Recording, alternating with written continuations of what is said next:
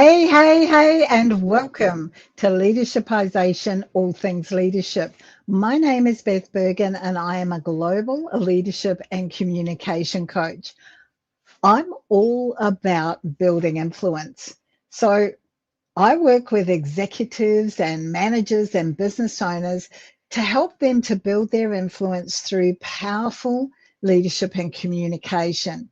And it's all about having them build that influence so that they can lead cohesive teams, they can manage and drive the results, and so that they can also increase their own visibility in their organization, but also potentially in the sector that they work in. And I am here live most Tuesdays at 1 p.m. Australian Eastern Standard Time. Now, we've just changed over to daylight saving in lots of places. So it's 1 p.m. Australian Eastern Standard Time, which is Brisbane, or 2 p.m. Australian Eastern Daylight Time, which is Sydney or Melbourne.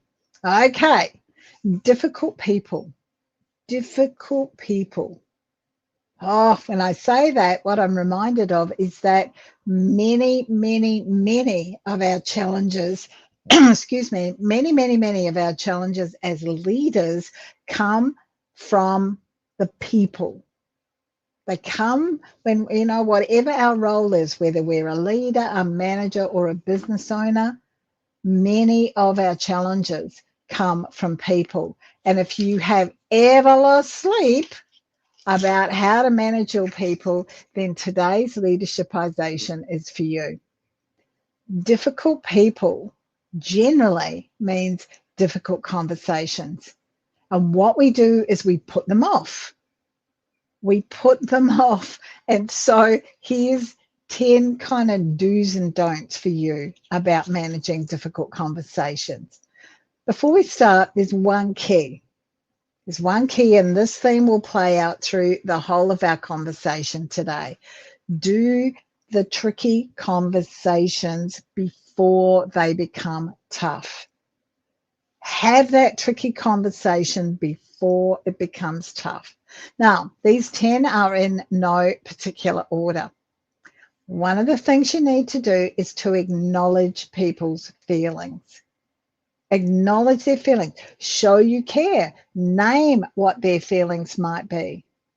And this is important because then they feel as though their feelings have been validated.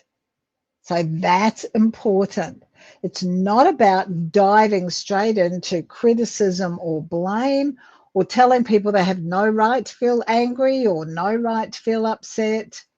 It's actually about simply validating and acknowledging what those feelings are. That's the first thing. The second thing is to manage the 93%ers. Now, if you've worked with me for a while, you know that we've got that wheel, that communication wheel of how our communication is perceived by others. And 93% of that is your body language or the tone of your voice. So this is really important. You need to be calm, not combative. Calm, not combative. Why? Well, because you're having a conversation, not a confrontation. It's a conversation, and you don't want it to get aggressive. So an even, steady tone, breathing normally. You don't have to talk too loudly or too fast. And it's not about your emotion coming through. So it's not about any frustration, any adrenaline, or any other emotion coming through for you. Manage those 93%ers. Okay, number 3, do your prep. Do your preparation. You must be prepared, but you also must be prepared to flex whatever you're doing. So write down the key points that you want to cover in your conversation and what potential solutions might be. Now, this is really important because it gives you somewhere to go back to. It's perfectly all right to write these things down. My coaching clients often say to me, oh, I'm not going to write down how I'm going to handle a conversation. Why not? It just serves as simple reminder to you to go back. Now, it's not a scripted meeting. So it's not about, I'm going to say this and then I'm going to say this. Oh, remember this awesome phrase that worked last time? I'll say that one as well. That's not what it is. But it is a checklist that you can run through. The checklist will help to remind you about things like, I want to acknowledge their efforts. I want to acknowledge what they've done and what's been going on here. Yeah. I want to remember to validate their feelings. These are all things that will come up when you do your prep. Be thinking about, what do I want to cover and what is my solution? Number 4, be curious. We talk a lot about curiosity because that's a really important leadership intelligence tool. It's a really important one. So think about those open-ended questions so that you can get their perspective. And this is things like, help me understand what happened. Or, I'm really curious. It seems like there was a lot of conflict going on. And you'll get their perspective. If you ask a lot of loaded questions, then they're likely to get defensive. So a loaded question might be, when you got really angry, were there specific reasons for it? Which is implying that they were really angry, yeah? Or the other thing not to use rather than an or, the other thing not to use is closed questions. If you can possibly help it, don't ask a closed question. Now, closed question is one that will get a yes or no or some other one-word answer to it. So, how was your day? Good. People then tell you nothing else.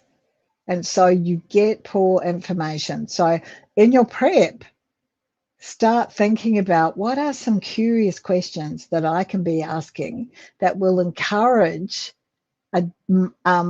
deep responses which will enhance my understanding of the situation. Okay? Number 5, listen for understanding. Listen for understanding. So this is that full attention that we talk about. This is the engaged learning. It's engaged listening. So that full attention, your eyes, looking at them, nodding your head, mirroring what they say, mirroring, asking appropriate questions, feeding back the sorts of things that they're asking you. So not distracted. When what you're doing is listening for understanding, then you're able to validate their perspective, even if you don't agree with it. You say, well, yeah, okay, I understand that.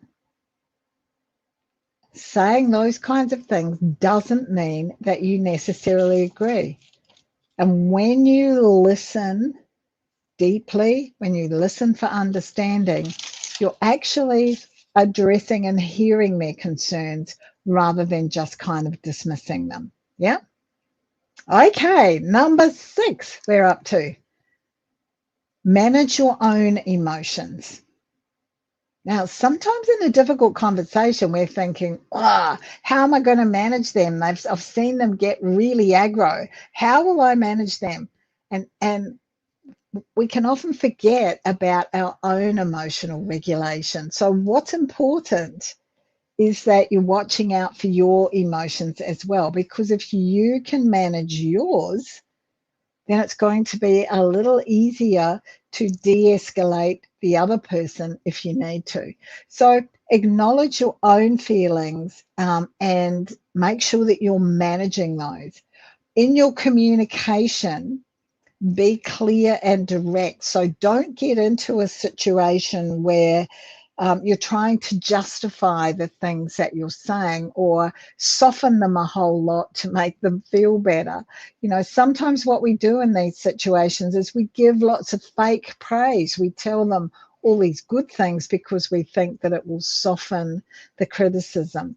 Don't do the fake praise thing if it's not actually, if it doesn't deserve to be said. So that clearness and that directness. So, you know, you don't want to allow them to be the victim, and recognize that using guilt isn't actually going to influence the person that you're talking to. In fact, it might actually make them a whole heap more annoyed. From your perspective, make sure that you are responding to what they're saying rather than reacting. Now, when we're in difficult conversations with people, they often want to hit back. And when they hit back, that's when we've got to be really clear about managing our own emotions. So if someone is having a go or attacking you, make sure that you take some breaths so that you can respond rather than actually reacting to what they're saying. And as I said before, no, don't run with the fake praise because you think that that's going to make them feel better when you tell them what you're not so happy with. Okay? So that's number 6, managing your emotions. Number 7 is about developing solutions and boundaries. Develop solutions and boundaries. Now, I've paired these two together for a specific reason. Often we come up with a solution, and what we then forget to do is to put the boundaries around it. And so the interpretation of that solution with the person that we're talking to can get all twisted out of shape. So it's important that you develop that solution, that you find that way forward, that you're clear about what you want or what you can and what you can't deliver and why that is. And that's where your boundaries come in. Yeah? The boundaries help to hold the person accountable because you've got a whole lot of clarity about what you want. The conversation hasn't ended until a solution has at least been suggested. Now, you might not get to the solution in the first conversation, and that's okay, but you have to be sending the person away from the conversation, or you have to be stepping away from the conversation really clear about, hey, this was one suggestion for us to work with. Go away and think about that and come back and we'll work on it some more. Okay? No promises. Don't make promises that you cannot keep. Don't make promises at all that you cannot keep. And don't put yourself in a situation where you end up saying yes to something because you feel guilty that the other person has been impacted by whatever has happened. Yeah? Just watch out for those two things. So we're nearly at the end. Number 8. Own your part. Own your part in what's going on. Make sure that you acknowledge your own mistakes, the mistakes that you may have made. Perhaps you haven't paid as much attention to the issue as you could have. Perhaps the staff member was acting outside their delegation. Perhaps they were acting outside their authority. So acknowledge your mistakes and acknowledge how you might be prepared to fix those in the future. Be authentic about this. Mean it. It's not about you saying all of this stuff, going, oh yeah, well, yeah, this is what really happened and I'm sorry about that. Be authentic and really mean what it is that you're saying Because if whoever you're talking to can hear that you're authentic, they're more likely to be coming to, or to be stepping towards a solution with you. Okay. Number 9, have a really clear next step. Have a really clear next step. So this comes back to what I was saying earlier about your planning. It's all about you thinking, okay, where do we want to get to? And once you've got to that, be really clear that these are the next steps. This is what we're going to do next, and this is how we're going to follow that up. So if what happens is that you need to be holding someone accountable, you've got that. You've had that conversation early. Don't leave things really vague and unresolved, because the person goes out there and there's nothing you can do to hold them accountable if you haven't given them clarity around what it is that they're going to be doing. So make sure that you've agreed on those actions and what the follow-ups are. So the actions might be that you're going to do these 3 things, they're going to go away and do those 4 things, and you'll meet again in 2 weeks' time to see exactly where everyone's sitting and whether there's been an improvement. Yeah? Be really clear about it. Also here, make sure that what you're doing is saying thank you. Thank you for being here. Thank you for taking part in the conversation. And thank you for wanting to be part of a solution moving forward. Thank you goes a really long way. So I encourage you a whole lot to use thank you, not just here, but in a lot of your communication as a leader with your team, with your peers, and with those upwards in your organization. Finally, self-reflection. Number 10, self-reflection. And this is where you're looking at what went well, what didn't go so well, what could you improve, and what valuable lesson did you learn? Now, you're not doing this self-reflection with the other person sitting there. You've finished the conversation, you've had that clear next step, and off they've gone. You're here and you're reflecting yourself, or what went well, or what didn't go so well, what could I improve, and what valuable lesson did I learn? Why? Because if there's no reflection, you're likely to go into the next difficult conversation making the same mistakes that you may have made in this one.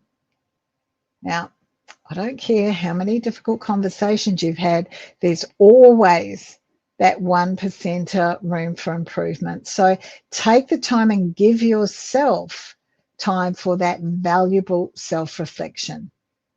No reflection, make the same mistakes.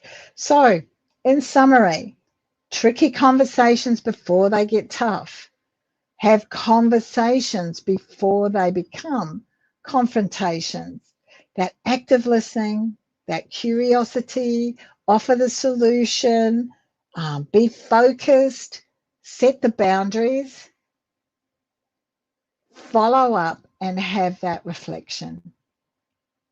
Let me know how you go with your next difficult conversation based on what we've talked about here. Thank you so much. If you've got questions and comments, pop them in the platform that you're watching this on, and we will get back to you. If you're watching a replay, #replay would be wonderful. We'll reach out to you and let you know that we appreciate your comments and your questions. Now, I've been talking today all about difficult conversations. And this is one of the things that we have a look at in my 30-day Say It Smarter program. This is where what we do is work together to develop a tailored plan that aligns your people with the performance that you want from them. So it's all about building that rapid rapport, all about building that team cohesion, and all about identifying different communication styles so that you understand them a whole heap better and you're able to work with them.